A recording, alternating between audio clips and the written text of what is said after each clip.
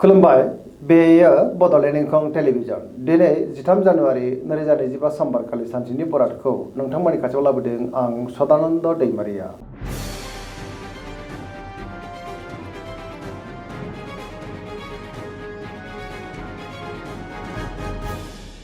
सिगां फरायनो लादों मेष राशि गिबि हांखो अ ल दिनैनि साना जोबोर मोजां गोसोखौ जोबोर गोजोननाय मोनगोन सुथुरखौ दिनै गोरलैयैनो फेजेननो हागोन बयजोंबो गोरोबनो रोंगोन मावनो लानाय खामानिफ्रा दिनै गोरलैयैनो मावफुंजानोबो हागौ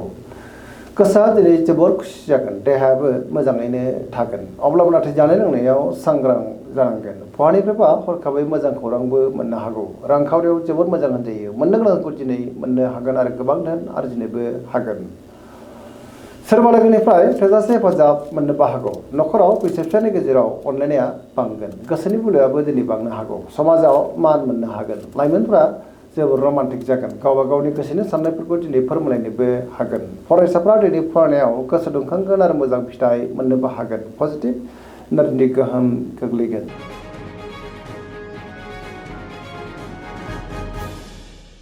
वृष राशि गिबि हांखो इ उ ब दिनैनि साना जोबोर मोजां गोसोआव गोथां आरो गोग्गो साननाय फैगोन गियाननि आंखाल जानाय नङा मोनफ्रोमबो खामानिखौनो दिनै गोरलैयैनो मावफुंलांनो हागोन गोसोनि साननायफ्रा मोगथाङाव जाफुंनोबो हागौ गोदान खामानियाव आखाइ होजेननो हागोन मावनो लानाय खामानिखौ दिनै गोरलैयैनो मावफुंनोबो हागोन समाजाव मान मोननो हागोन रांखावरियाव जोबोर मोजां होनजायो बेफार फालांगियावबो दिनै जोबोर मोजां मुलाम्फा मोनगोन गुबुनजों मोजां सोमोन्दो लाखिनोबो रोंगोन मोनफ्रोमबो खामानिखौनो दिनै गोरलैयैनो मावफुंलांनो हागोन नखराव बिसि फिसायनि गेजेराव अनलायनाय फैगोन देहायाबो दिनै मोजाङैनो थागोन जायखि खामानि मावा मानो मोनफ्रोमबो खामानियावनो दिनै जाफुंसारगोन लोगोफोरनिफ्राय अनसायनाय मोननो हागौ गोसोनि साननायफ्रा दिनै मोगथाङाव जाफुंनोबो हागौ आरो पजिटिभ एनार्जिनि गोहोम गोग्लैगोन।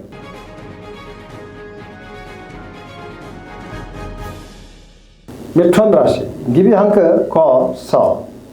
दिनैनि साना मोजां आरो गाज्रिनि गेजेरजोंनो बाबेनलांनो हागौ गोसोआव गोनो गोथो साननाय फैनोबो हागौ गुबुननि थाखाय नाङा फाङा जेंनायाव गोग्लैनो हागौ गियाननि आंखाल जागोन गोसोआव गोथों आरो गोग्गो साननो हानाय नङा गावनि गोसोनि साननायखौ गुबुननो फोरमायनो गोब्राब जानोबो हागौ देहाया बारा मोजां थानाय नङा गोबां रोखोमनि देहायारि जेंनाजों मोगा मोगि जानांनोबो हागौ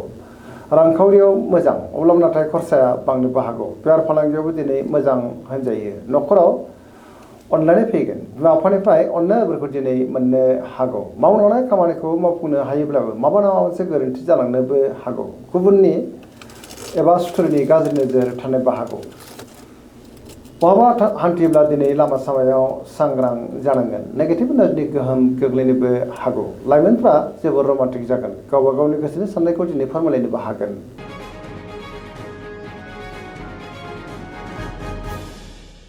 कर्कट राशि गिबि हांखो ड ह दिनैनि साना मोजां आरो गाज्रिनि गेजेरजों बाबेनलांनो हागौ गोसोआव गोनो गोथो साननायबो फैनो हागौ गुबुननि थाखाय नाङा फाङा जेंनायाव गोग्लैनांनोबो हागौ सोरबा लोगोजों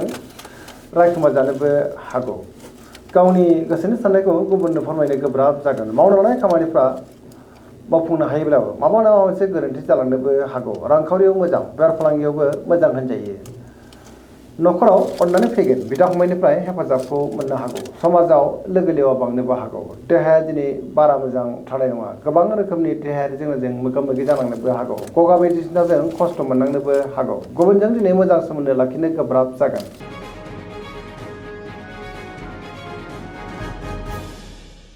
सिंह राशि गिबि हांखो म ट दिनैनि साना जोबोर मोजां गावनि गोसोनि साननायफोरखौ गुबुननो फोरमायनोबो हागोन गोसोआव बोलो बांगोन पजिटिभ साननो रोंगोन गियाननि आंखाल जानाय नङा मावनो लानाय खामानिफ्रा दिनै थि समावनो आरो गोरलैयैनो मावफुंजानोबो हागौ सोरबा लोगोनिफ्राय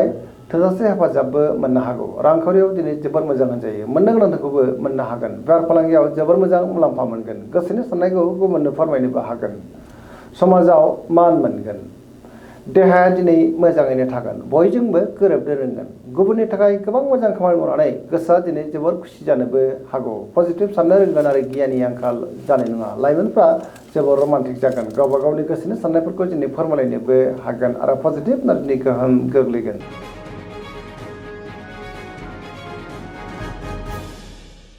कन्या राशि गिबि हांखो प ट दिनैनि साना जोबोर मोजां गावनि गोसोनि साननायफोरखौ दिनै गुबुननो फोरमायनोबो हागोन गोथों आरो गोग्गो साननो रोंगोन गियाननि आंखाल जानाय नङा मोनफ्रोमबो खामानिखौनो दिनै गोरलैयैनो मावफुंलांनो हागोन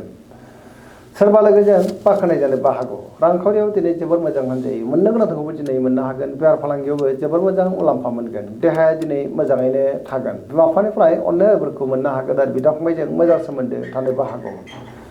गासैनि साननायफ्रा दिनै मोगथाङाव जाफुंनोबो हागौ सिगांनि बबेबा आद्रा खामानियाबो दिनै मावफुंजागोन पजिटिभ एनार्जिनि गोहोम गोग्लैगोन लाइमोनफ्रा जोबोर रमान्टिक जागोन आरो गावबा गावनि गोसोनि साननायफोरखौ दिनै फोरमायलायनोबो हागोन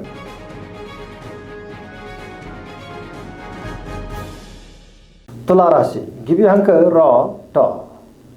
दिनैनि साना जोबोर मोजां गोसोनि बोलोआ बांगोन गावनि गोसोनि साननायखौ गुबुननो फोरमायनोबो हागोन मावनो लानाय खामानिफ्राबो दिनै गोरलैयैनो मावफुंजानो हागौ देहाया मोजाङै थागोन बहाबा हान्थियोब्ला दिनै जोबोर मोजां आरो मोजाङैनो हान्थिनोबो हागोन रांखावरियाव मोजां बेफार फालांगियावबो जोबोर मोजां मुलाम्फा मोननो हागोन गुबुनजों मोजां सोमोन्दो लाखिनोबो रोंगोन गोदान थांखि लानो रोंगोन सेंग्रा सिख्लाफोरनि गोसोआ दिनै जोबोर रमान्टिक जागोन आरो गावबा गावनि गोसोनि साननायफोरखौ फोरमायलायनोबो हागोन धोरोमारि बिथिङावबो दिनै गोसो दुंखांनो हागौ सिगांनि बबेबा जेंनाखौ दिनै गोरलैयैनो सुस्रांनानै गोसोआ दिनै जोबोर खुसि जागोन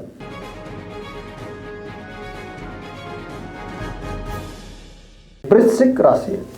गिबि हांखो न स दिनैनि साना जोबोर मोजां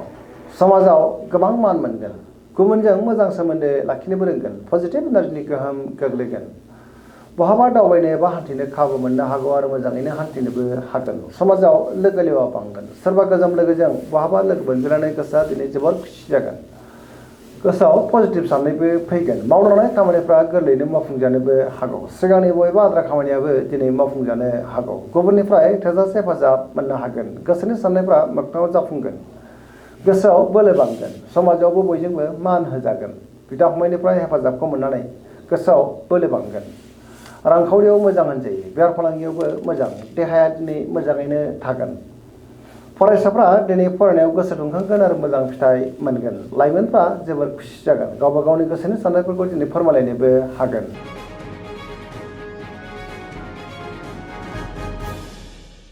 धनु राशि गिबि हांखो ध फ भ दिनैनि साना जोबोर मोजां गोबां मोजां खाबु दिनै मोननो हागौ गोसोआव पजिटिभ साननाय फैगोन गोथों आरो गोग्गो साननो रोंगोन गियाननि आंखाल जानाय नङा मावनो लानाय खामानिखौ थि समावनो मावफुंनो हागोन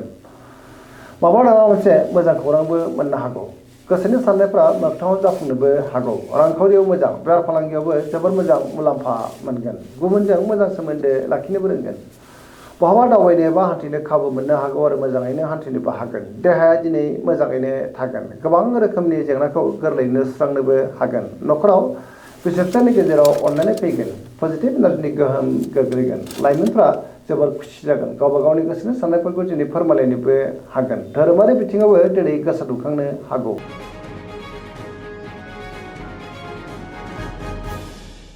मकर राशि गिबि हांखो ख ज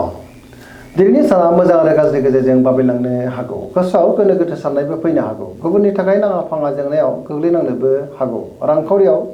बारा मोजां नङा नाङा फाङा खरसाया बांनोबो हागौ बेफार फालांगियावबो दिनै बारा मोजां नङा होनजायो गोबां रोखोमनि जेंनाजों मोगा मोगि जानांनोबो हागौ गुबुनजों मोजां सोमोन्दो लाखिनो गोब्राब जागोन मोनफ्रोमबो खामानिखौनो दिनै सांग्राङै मावनांगोन माबा नङा मोनसे गोरोन्थिबो जालांनो हागौ सोरबा लोगोनिफ्राय हेफाजाब लानांनोबो हागौ न'खराव अननानै फैगोन बिदा फंबायनि अननाय आरिफोरखौ दिनै मोननो हागोन सेंग्रा सिख्लाफ्रा गावबा गावनि गोसोनि साननायफोरखौ दिनै फोरमायलायनो हागोन फरायसाफ्रा फरायनायाव गोसो दुंखांगोन आरो मोजां फिथाइ मोनगोन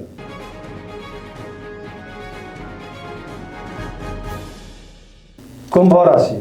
गिबि हांखो ग स दिनैनि साना जोबोर मोजां गोसोखौ जोबोर गोजोननाय मोनगोन मावनो लानाय खामानिफ्रा दिनै गोरलैयैनो मावफुंजानोबो हागौ गुबुननिफ्राय थोजासे हेफाजाब मोननोबो हागौ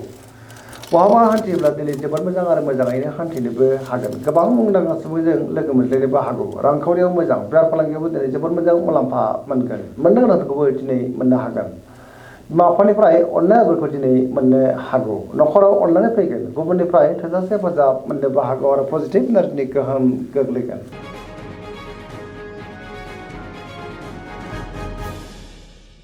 मीन राशि गिबि हांखो ड स दिनैनि साना मोजां आरो गाज्रि गेजेरजों बाबेनलांनो हागौ गुबुननि थाखाय नाङा फाङा जेंनायाव गोग्लैनांनोबो हागौ गोबां जेंना जेंगोनाजों दिनै मोगा मोगि जानांनोबो हागौ गोसोनि साननायफ्रा देबरनांगोन सोरबा लोगोनिफ्राय हेफाजाब लानांनोबो हागौ रांखावरियाव मोजां होनजायो बेफार फालांगियावबो मोजां न'खराव अननानै फैगोन सोरजोंबा रायखुमा जानो हागौ लाइमोनफोरनि गोसोआ दिनै जोबोर आला खाला जागोन गावबा गावनि गोसोनि साननायखौ फोरमायनोबो दिनै गोब्राब जानोबो हागौ फरायसाफ्रा फरायनायाव गोसो दुंखांगोन आरो मोजां फिथाइ मोननोबो हागोन दिनैनि राशि फरायफिननाय एसेनोसै जोबनायाव बेखौनो खावलायो जाहाथे नोंथांमोना सानफ्रोमबो जोंनि बे बड'लेण्ड इंखं टेलिभिजनखौ नायबाय थायो आरो साबस्क्राइब खालामो लोगोसे लाइक खालामो आरो शेयार खालामो एसेनोसै गोजोन्थों।